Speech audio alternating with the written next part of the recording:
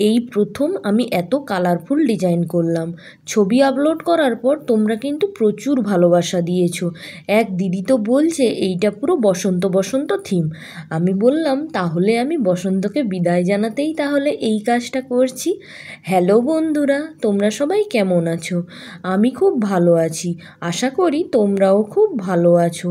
যখন কিন্তু ড্রয়িংটা করেছিলাম তখন ভাবিনি যে কাজটা এতটা সুন্দর হবে আর এতটাই কালারফুল হবে। আমি তো যত যত কাজটা এগোচ্ছিল, সেলাইটা করছিলাম, আমি তো ভাবছিলাম গালে হাত দিয়ে মাঝে মাঝে, বাবা কি সুন্দর হচ্ছে সেলাইটা, এত ভালো কাজও যে আমি করতে পারি নিজেকে নিজে বিশ্বাসই করতে পারছিলাম না। হ্যাঁ বন্ধুরা, এই কাজটা করার পরে আমি এতটাই এক্সাইটেড হয়ে গেছি যে বারবার কিন্তু আমি কাজটা বের করে করে দেখছিলাম। আমি এখানে কিন্তু অনেকগুলো ফুল, পাতা, কলি এইগুলো কিন্তু আগে থেকেই ড্র করে নিয়েছিলাম এবং তারপরে ভাবছিলাম কিভাবে এটাকে একটু কালারফুল করা যায়। তাই হলুদ, গোলাপি আর কমলা কালারটাকে সিলেক্ট করলাম। এখানে প্রথম ফুলটা কিন্তু আমি ব্ল্যাঙ্কেট স্টিচ দিয়ে করে নিচ্ছি। আমি ভাবতেই পারিনি ব্ল্যাঙ্কেট স্টিচ দিয়ে ফুলটা এতটা সুন্দর হবে। আমি অন্যান্য দিদিদের সবসময় দেখতে থাকি যে তাদের ব্ল্যাঙ্কেট স্টিচ দিয়ে ফুলটা কতটা সুন্দর হয়। আমার কিন্তু এতটা সুন্দর আগে কখনো হতো না। প্র্যাকটিস করে করেই আজকে এই জায়গায় পৌঁছেছি বন্ধুরা। তোমরাও প্র্যাকটিস করতে থাকো, দেখবে একদিন এতটা সুন্দর ফুল তোমরাও তৈরি করতে পারবে। এরপর ব্ল্যাঙ্কেট স্টিচ দিয়ে ফুলটা হয়ে গেলে আমি কিন্তু এখানে ফিশবোন স্টিচ দিয়ে আরেকটা ফুলের পাপড়ি তৈরি করা শুরু করে দিলাম। ফিশবোন স্টিচ দিয়ে কিন্তু আমি এই প্রথম ফুল তৈরি করছি। এর আগে খালি পাতাই করেছি, কখনো ফুল করিনি। কথা বলতে বলতে কিন্তু ফিশবোন স্টিচ দিয়েও ফুলটা আমার প্রায় কমপ্লিট হয়ে গেছে। এই ফুলটা কমপ্লিট করে আমি কিন্তু পিঙ্ক কালারের সুতো দিয়ে কিছু কলি তৈরি করে নেব।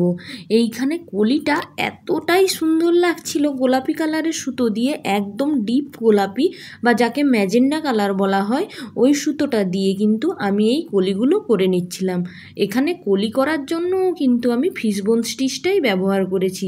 ফিশবোন স্টিচ দিয়ে কিন্তু কলি, পাতা, ফুল সবই খুব সুন্দর এবং খুব সহজেই করা যায়। এরপরে আমি কিন্তু স্টিম স্টিচ দিয়ে একটু ডাল সেলাই করে নেব। একটা ডাল দিয়েছি আর ডালে 4টে ছোট ছোট পাতা দিয়েছি। আর ডাল সেলাই করার জন্য আমার তো সবচেয়ে ভালো লাগে স্টিম স্টিচ বা ডাল ফোর সেলাই।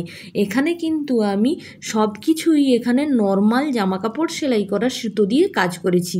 হ্যাঁ বন্ধুরা, নর্মাল জামাকাপড় সেলাই করার সুতো দিয়ে কাজ করেও যে কাজ এত কালারফুল হয় এই কাজটাই তার প্রমাণ। তোমরাও কিন্তু এই নর্মাল জামাকাপড় সেলাই করার সুতো দিয়ে কাজ করো। তোমরা একটু কালারফুল যদি সুতোগুলো সিলেক্ট করো তাহলে কাজটাও কিন্তু খুব কালারফুল হবে। এবার তোমরা যদি খুব হালকা কালার পছন্দ করো তাহলে হালকা কালারের সুতোও প্রচুর আছে, ওগুলো দিয়ে তোমরা কাজ করতে পারো। কথা বলতে বলতে কিন্তু পিঙ্ক কালারের সুতো দিয়ে আমি যে পাতাগুলো করেছিলাম সেগুলো শেষ হয়ে গেল। এরপরে আমি একটা স্যাপ গ্রিন কালারের সুতো নিয়ে কাশ্মীরি স্টিচ দিয়ে একটা বড় পাতা ভরাট করে নিচ্ছি। অনেক দিন পরে কাশ্মীরি স্টিচ দিয়ে পাতা সেলাই করছি বন্ধুরা। এই কাশ্মীরি স্টিচ দিয়ে পাতাটা করলে এত ভালো ফিনিশিং আসে, একদম ভরাট সেলাই, একদম চেপে চেপে বসে থাকে। তোমার জামা ছিঁড়ে যাবে কিন্তু সেলাই কিন্তু একটুও উঠে এদিক ওদিক হবে না। কিন্তু এই ডিজাইনটায় এত সূক্ষ্ম সূক্ষ্ম কাজ আছে যে কোনটা ছেড়ে কোনটা দেখাই। এরপরে কিন্তু আমি কমলা কালারের সুতো দিয়ে আমি কিন্তু ফ্রেঞ্চ নট সেলাই দিয়ে ছোট ছোট ফুল করে নিচ্ছি। রাস্তার ধারে দেখবে এরকম ছোট ছোট ফুল প্রচুর দেখতে পাওয়া যায়, যেগুলো গাছের ডালের সঙ্গে পুরো মিশে থাকে। ওরকমই আমি করার চেষ্টা করেছি এখানে ফ্রেঞ্চ নট সেলাই দিয়ে। এখানে কিন্তু আমি 4টে হাফ কাট ফ্লাওয়ার করেছিলাম। ওই 4টের মধ্যে একটা আমি পিঙ্ক কালারের সুতো দিয়ে ব্ল্যাঙ্কেট স্টিচ দিয়ে সেলাই করে নিচ্ছি। এত সুন্দর সেলাইটা হচ্ছে না, মাঝখানে কোনো ফাঁকাই দেখা যাচ্ছে না, মনে হচ্ছে কি সুন্দর একদম ভরাট কাজটা হয়েছে। ওই পিঙ্ক কালারের সুতো দিয়ে আমি কিন্তু পুরো ফ্লাওয়ারটা করে ফেললাম। এরপরে মাঝখানে হলুদ কালারের সুতো দিয়ে আমি ফ্রেঞ্চ নটটা করে নেব। পিঙ্কের সঙ্গে হলুদ কম্বিনেশনটা জাস্ট ওয়াও, তোমরাও ট্রাই করতে পারো বন্ধুরা। আর আমার ভিডিও যদি ভালো লাগে তাহলে লাইক, কমেন্ট, শেয়ার করে পাশে থেকো।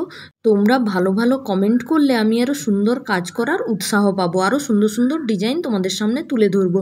ধন্যবাদ।